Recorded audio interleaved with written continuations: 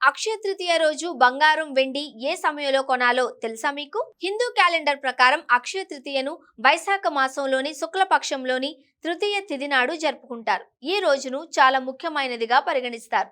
ఈ ఏడాది మే 10వ తేదీన అక్షయ తృతీయను ప్రజలు జరుపుకోనున్నారు. ఎలాంటి మంచి రోజులు లేకపోయిన సమయంలోనూ ఈ అక్షయ తృతీయ రోజున మాత్రం ఎలాంటి పనైనా మొదలు పెట్టవచ్చు. ఎందుకంటే భగీరథుడి దీక్ష కారణంగా గంగాదేవి భూమి మీదకు అడుగుపెట్టింది. నిజానికి ఇప్పుడు ఎలాంటి మంచి ముహూర్తాలు లేవు. ఈ రోజున గృహప్రవేశం, కొత్త వ్యాపారం లాంటివి మొదలు పెట్టవచ్చు.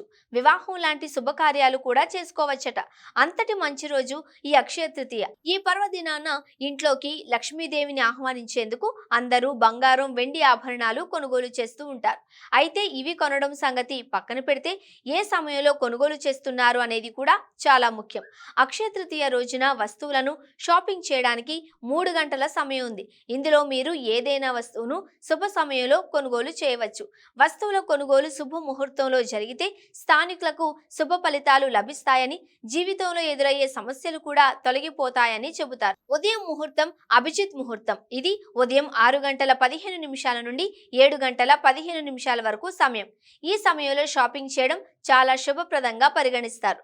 వికల ముహూర్తం. ఇది ఉదయం 11:15 నుండి 12:15 వరకు సమయం. ఈ సమయంలో షాపింగ్ చేయడం కూడా శ్రేయస్కరం. శుభ మధ్యాహ్నం ధ్రువ ముహూర్తం. ఇది మధ్యాహ్నం 12:15 నుండి 1:15 వరకు సమయం. ఈ సమయంలో షాపింగ్ చేయడం వల్ల సంపద, శ్రేయస్సు పెరుగుతుంది. లవ్ ముహూర్తం. ఇది మధ్యాహ్నం 1:15 నుండి 2:15 వరకు సమయం. ఈ సమయంలో షాపింగ్ చేయడం లాభదాయకం. ఇది తప్పక చదవండి. అక్షయ తృతీయ 2024. అక్షయ తృతీయ రోజున పొరపాటును కూడా వీటిని కొనకండి. ఆర్థిక నష్టం ఉండవచ్చు. సాయంత్రం శుభ సమయం అమృత ముహూర్తం. ఇది సాయంత్రం 6:15 నుండి 7:15 వరకు సమయం. ఈ సమయంలో షాపింగ్ చేయడం చాలా పవిత్రమైనదిగా పరిగణిస్తారు. సిద్ధి ముహూర్తం. ఇది రాత్రి 7:15 నుండి 8:15 వరకు సమయం. ఈ సమయంలో షాపింగ్ విజయాన్ని తెస్తుంది.